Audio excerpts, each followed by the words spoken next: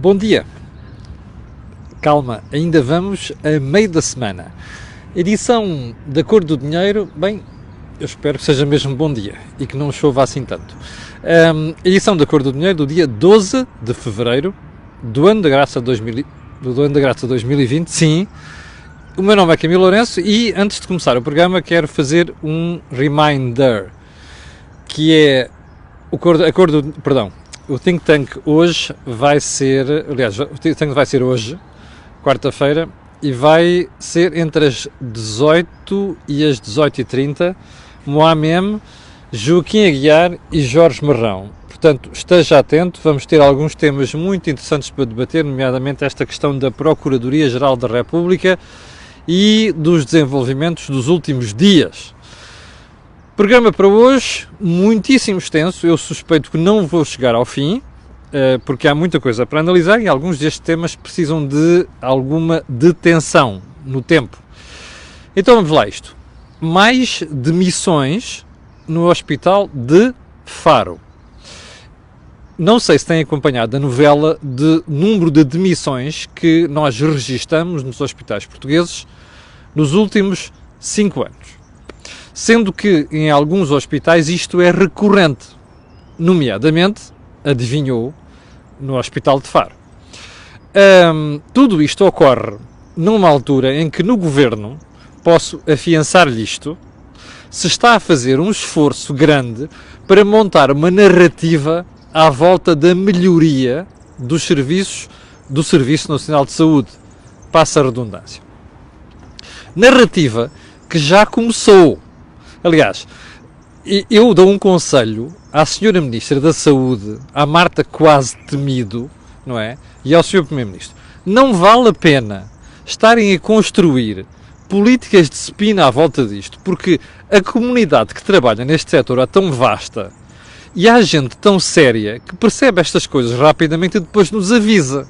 Eu há várias semanas que estou a ter algumas mensagens de gente que trabalha no setor da saúde a alertar porque o Governo está a preparar uma campanha de spin à volta do Serviço Nacional de Saúde. Essa campanha já começou.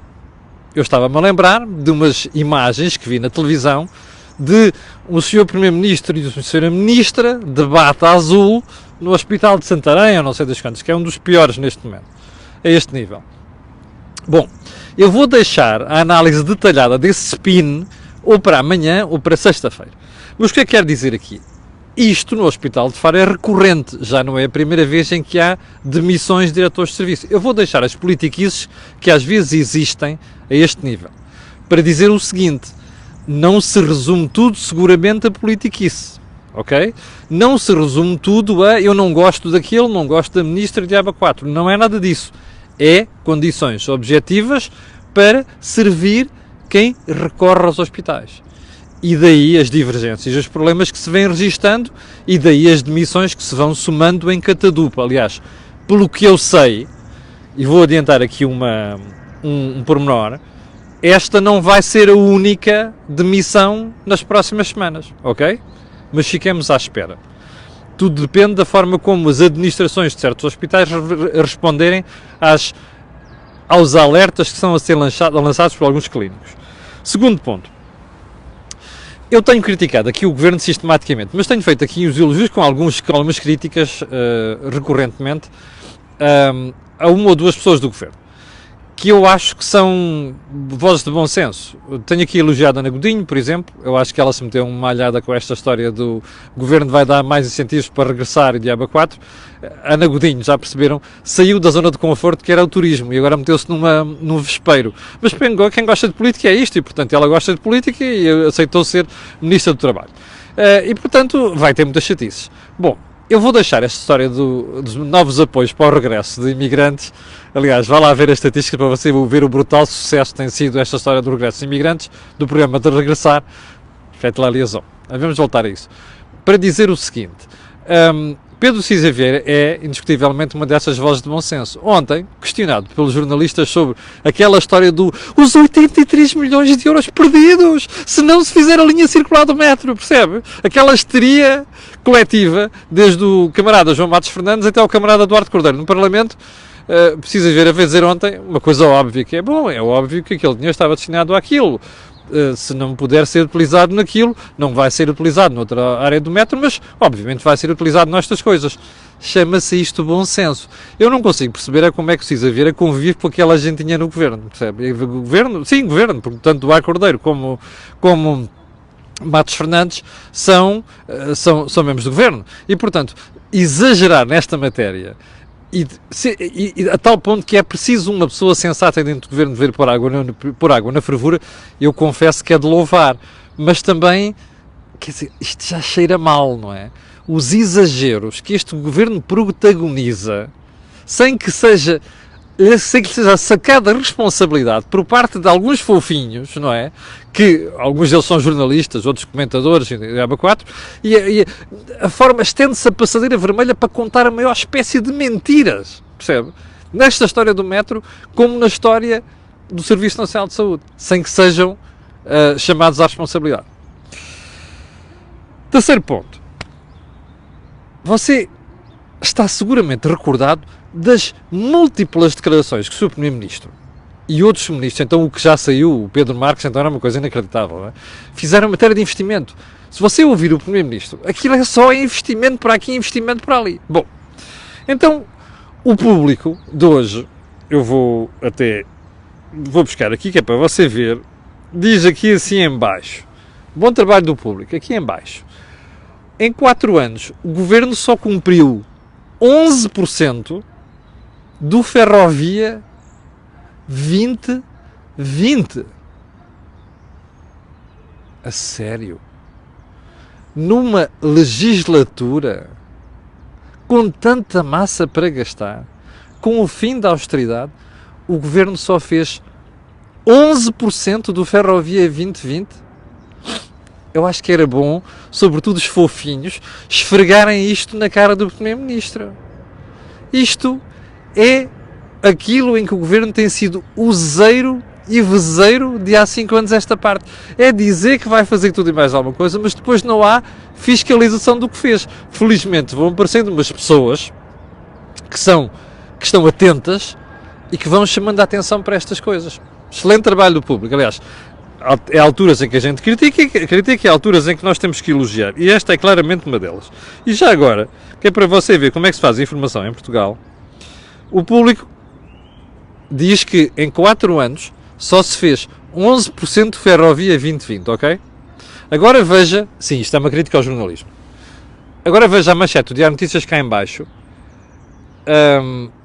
IP garante execução de 2,1 mil milhões do Ferrovia 2020 até 2023. Espera aí. Garante execução dos 2,1 mil milhões. Ninguém chega a saber o que é esses 2,1 mil milhões. Já agora, até 2023. Espera, então e a legislatura que passou? Não está aqui? Depois a malta queixa-se que não vende jornais e diabo 4 e que o jornalismo anda pelas ruas da amargura. Sim, isto foi uma crítica ao jornalismo, ok? Eu não tenho medo de fazer críticas quando é preciso. Inclusive é a minha classe que bem merece. Bom, então, ponto seguinte. A eutanásia. Eu ontem estava a ouvir debates acesos na televisão e na rádio, um deles na TSF, sobre o que é que se vai fazer. Deve ser o Parlamento a votar? Ou o Parlamento, ou deve haver um referendo. O que eu achei espantoso foi ouvir uma senhora como a Isabel Moreira, deputada do Partido Socialista, dizer que não é preciso referendo nenhum, que o Parlamento é soberano e pode decidir sobre tudo e mais alguma coisa. Bom, que o Parlamento pode decidir, não tenho dúvida nenhuma. Eu gostava de que a doutora Isabel Moreira me explicasse que debate é que houve durante a campanha eleitoral sobre a eutanásia, que é para os portugueses estarem sensibilizados por um problema e poderem decidir, quando votam num partido, dizer assim, eu vou votar nestes gajos porque sei que eles vão tratar disto sobre a eutanásia. Eu não vi esse debate. E, portanto, não percebo muito bem como é que os partidos podem arvorar-se o direito de decidir uma coisa que nem sequer discutiram com os portugueses. E já agora uma coisa, porque é que estão com tanto medo do referendo?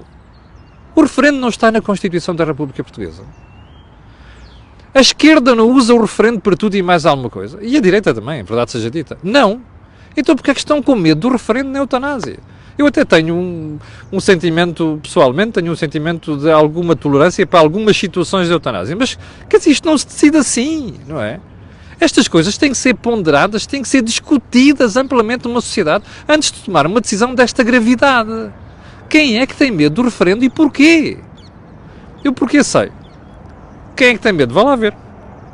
Bom, o coronavírus vai mesmo ter um impacto grande na economia. Não estou a dizer na nossa, estou a dizer na outras, nomeadamente a chinesa, e depois isso afeta outras. O impacto não vai ser despiciando, ao contrário do que a gente estava a pensar. E vamos lá acelerar isto um bocadinho, estamos a ficar sem tempo. Eu tinha prometido, há bocado falei na questão dos imigrantes, vão regressar a Portugal. Eu vou deixar isto para melhor análise, ou amanhã ou para quinta-feira, porque não vamos ter tempo hoje. Assim como a questão do crédito à habitação e ao consumo, que está em máximos desde 2005 e desde 2008, que é uma situação preocupante. Eu só estou preocupado com uma coisa aqui. Eu ouço a DECO sempre falar de algo. A DECO aparece sempre a dizer assim: isto não sei quantas famílias em cumprimento, mas depois não vejo a DECO preocupada na prevenção. Isto que está a passar claramente com o crédito é preocupante. Porque eu não tenho a certeza que todo este crédito esteja a ser concedido da maneira mais sensata. Mas não vejo os alertas, depois só vejo a gente chorar sobre o leite derramado. Isto é uma característica típica da sociedade portuguesa. Vamos lá então à agenda de hoje, já com 11 minutos de período de ordem do dia, com promessa de voltar a alguns assuntos para ou amanhã ou depois da manhã. Assunto do momento. A Procuradora-Geral da República suspendeu aquela diretiva dos poderes hierárquicos. Primeira pergunta. É um recuo da Procuradora? É. Quer dizer que ela desistiu totalmente daquilo? Não. Porque ela vai pedir novo parecer.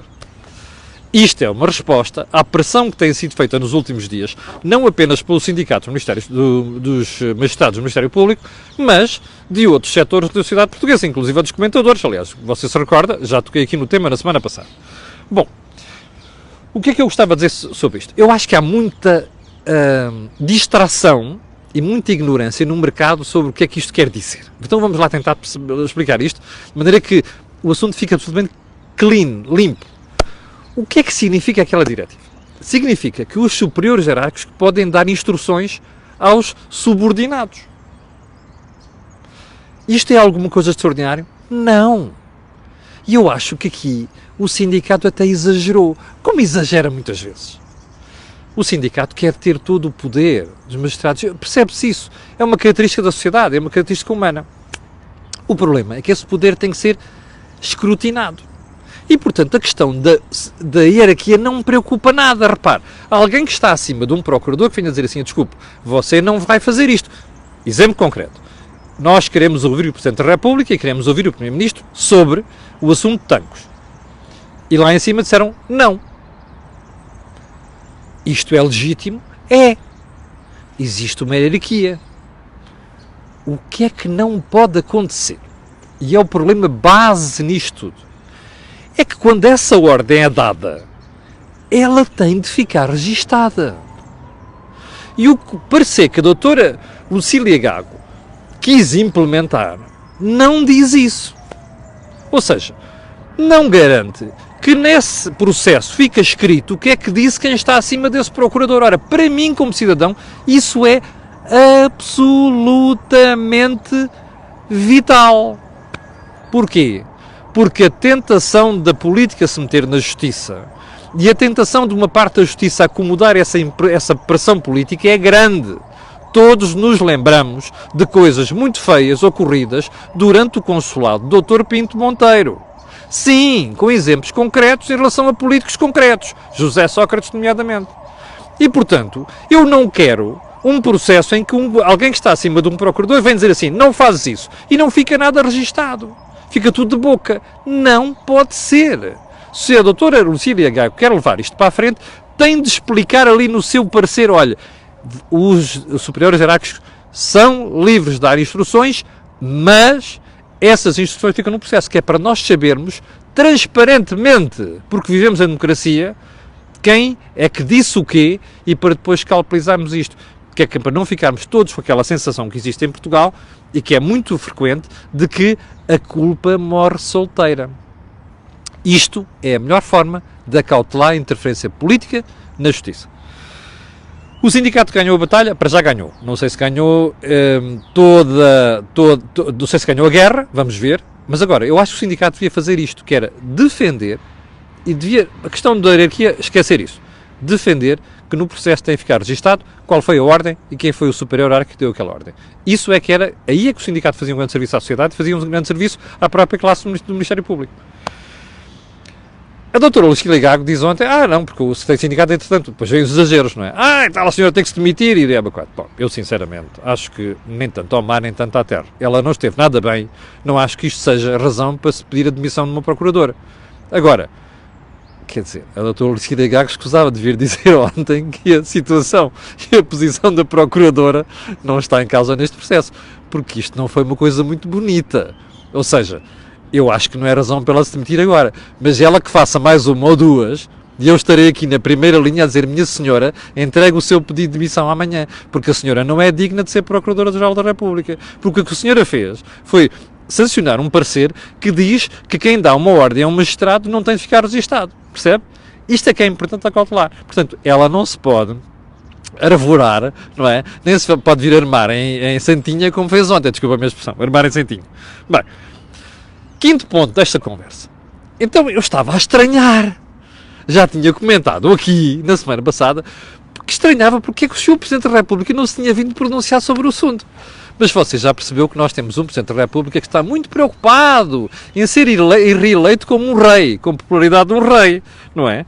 E então, esse Sr. Presidente da República tem muito cuidado e quando são assuntos muito complicados e são assuntos muito polémicos, não se pronuncia.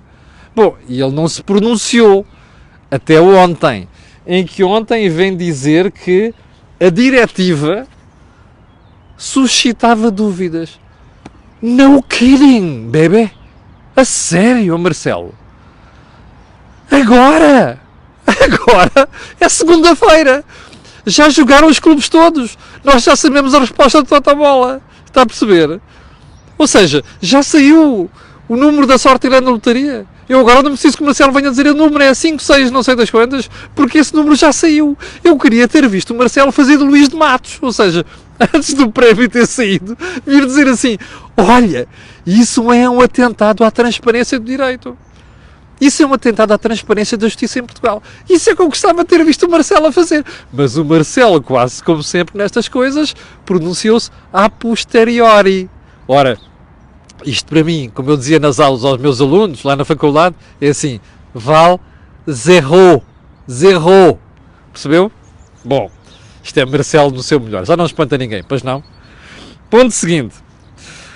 Epá, eu não percebo o conceito de justiça social da esquerda em Portugal. Palavra que não percebo. E vou-lhe dizer porquê. Então, a Iniciativa Liberal teve uma iniciativa, passa a redundância, muito meritória na discussão do Orçamento de Estado. Já agora, por falar em discussão do Orçamento de Estado, esta história ainda não está resolvida.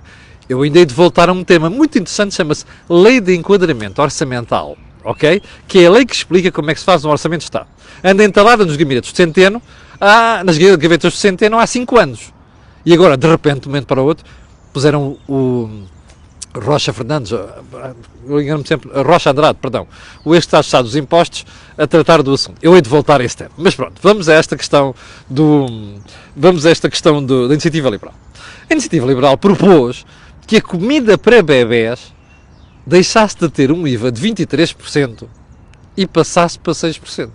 Bom, a esquerda foi apanhada em contrapé, porque aquela gente, naquela corrida de leilão de propostas, eu fico isto, eu ganho com aquilo, eu vou dizer aquilo, ganhar votos, percebe? De vez em quando anda a correr e tropeça em si próprio e nem sequer reparou que isto é uma questão importante. E o que é que fez? Foi comida apanhada nisto. O que é que a esquerda veio fazer? Nomeadamente o Governo. Obrigado, João Santos, temos estão 3.100 pessoas em direto e obrigado pelo seu apoio também ao canal. O Governo vem dizer que aquilo tinha sido aprovado. Ontem descobriu-se que afinal foi chumbado. Epá, eu não percebo isto. Então, o senhor Primeiro-Ministro e o Governo andam a fazer campanha vergonhosa que há algumas coisas. Olha, por exemplo, as creches. Não, as creches gratuitas, não sei quantos. Então, se isso é importante, não é importante trazer a comida para bebés para 6%? Você já viu o nível e a qualidade do processo político em Portugal e legislativo. Já viu? É só olhar para estas questões para você perceber. Ponto seguinte. A Justiça... já vamos com 20 minutos. A Justiça arrestou ontem as contas bancárias de Isabel dos Santos, também conhecida por filha do Zé Du, em Portugal.